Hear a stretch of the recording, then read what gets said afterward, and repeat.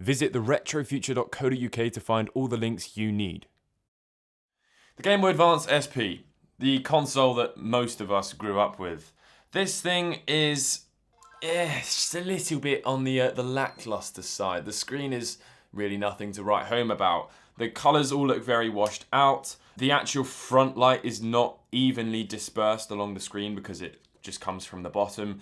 It's a little bit poor, to say the least. For the grand total of $47, which is about sort of 38 quid, I think, you can pick up one of these, a white box with a Game Boy Advance SP IPS LCD inside it. No soldering required, although if you would like a brightness control switch, then you can solder one wire. Alternatively, if you have over $100 to spend, you can buy an OEM backlit Game Boy Advance SP. This is the AGS 101, which came in loads of different sort of colours. These two have been modded with new modern shells, but they are quite difficult to find in good condition, and again, they're quite difficult to find for an affordable price. So for half the price of that, you can actually get your own and build it yourself, which is what we're going to do in today's video. So let's take a quick look then at the IPS screen and see what it's like. I think this has been made by Funny Playing. Taking a look then at what we have in here, there is a ribbon cable, which has the Funny Playing stamp on the bottom of it. So that's going to go through the hinge. It's going to be quite tricky to get that through the hinge, but we shall manage. And then obviously we've got the display itself, and it already has the Game Boy Advance SP screen lens fitted to it. That is everything you get then for your $47.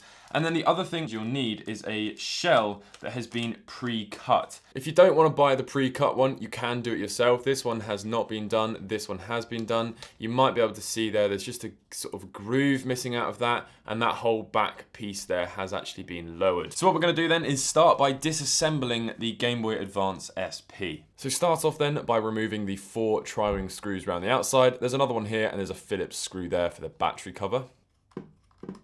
I would definitely advise you keep the original Nintendo screws. They're going to be a lot higher quality than anything that's going to come in there. Next up, we're going to remove this little tri-ring screw here.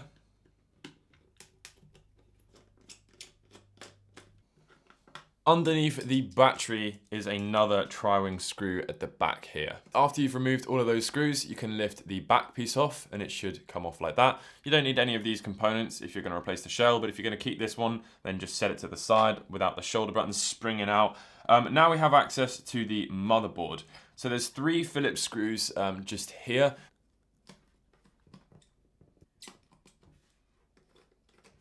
So once you have removed those screws, just lift open the hinge of the Game Boy there, and you can just pull the board out very, very gently, and you'll have access to that ribbon cable underneath. And then with your fingernail, you can pry the little lock down that's either side of that ribbon cable lock there.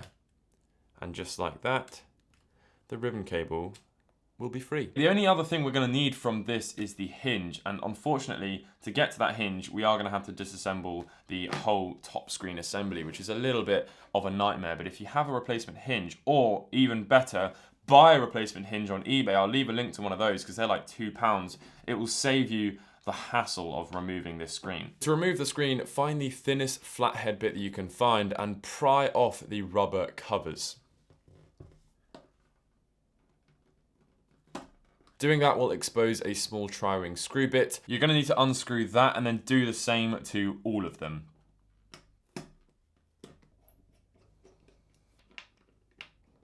Finally, you need to undo the Phillips screw that is underneath the little ribbon cable flap here, just there. And then you can just lift off this piece, the ribbon cable will come out, and that's the bit that we actually need there. This shell is obviously very, very badly damaged for some reason. This plastic is obviously weakened over time. So to remove the hinge pieces, what we do is take the biggest flathead bit that we can find, and what we're going to do is just place it over the little clips that are holding that hinge in.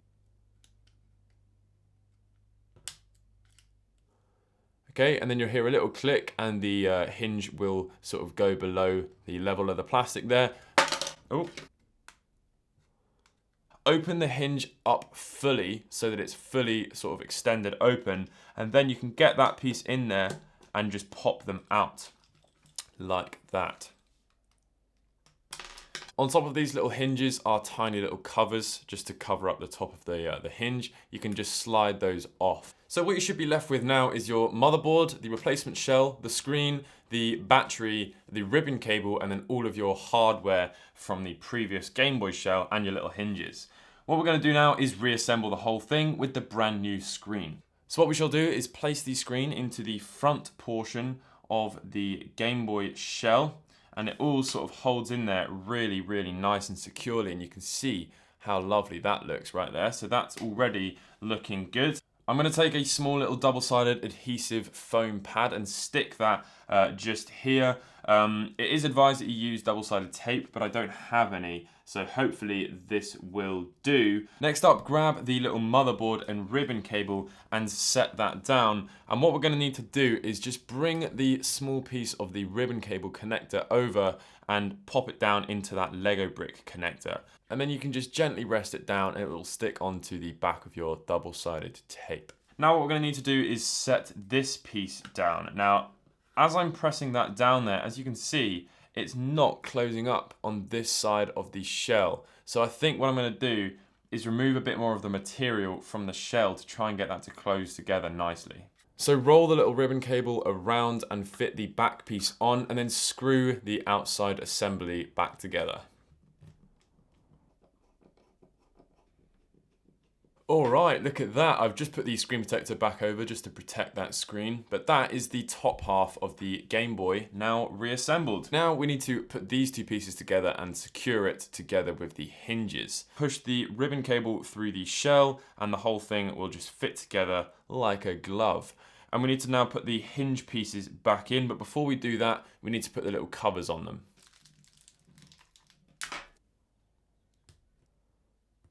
Press them in. Open up the screen fully, and then they will fully go all the way in. So then take the little hinge piece cover and pop that over and screw it back in. Make sure you're using the correct screw.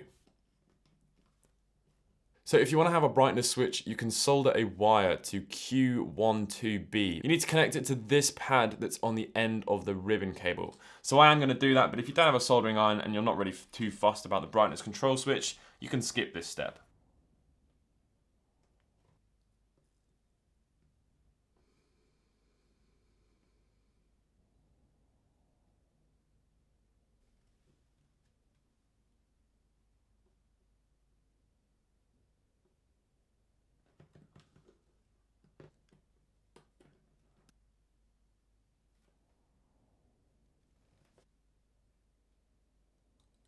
Then just take a little cotton bud with some isopropyl alcohol and clean up the flux in the area.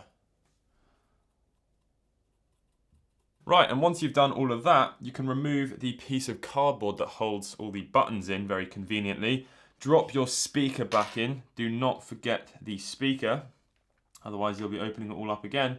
And set the motherboard down like that. Put your 3 Phillips screws back into the motherboard. Make sure, as I said, you're using the original Nintendo screws. They're just a little bit better than the aftermarket ones, I find. There's a little small screw thread that goes just into this slot here in the bottom of the shell. That's just so that the battery door can screw down and close. Just press it in there like that. Make sure the power switch is set to off and is corresponding off on the actual motherboard. And then you can just set that whole piece down. And the final thing to do is chuck your screws back in. I can't wait to see what this thing looks like. I'm also going to be putting a new battery in mine, as the old one wasn't really holding a charge for very long. I'll leave a link to that as well. Now we can just pop our Nintendo logo back in. Lovely stuff. And then the final thing to do is just put the little screw covers back in here. I'm probably not going to use these purple ones. I don't think they look very good. I think I actually prefer the look of the pink ones that came on the Game Boy that we disassembled. It just looks a lot less obvious. And just like that, We are done. To test this Game Boy, we shall play my favourite game of all time, which is Kuru Kuru Kurin. And as I mentioned, not putting that sticker there makes it look really cool. You can see the actual game artwork as well. This thing is looking super futuristic. I love it. The screen brightness mod is definitely recommended. The brightness of this IPS display is incredible. The colours immediately look absolutely stunning. I'll put some close-up comparisons on the screen right now, but immediately I can notice a big difference. One thing that I really want to show you as well actually is the comparison of the viewing angles. As you can see, the IPS wins every time. The viewing angle on an IPS screen is just ridiculous. In fact, there is literally no difference at any angle that you view it as, whereas on this one, huge differences all the way through. The brightness as well is a lot brighter. There's a whole additional sort of 2 steps brighter.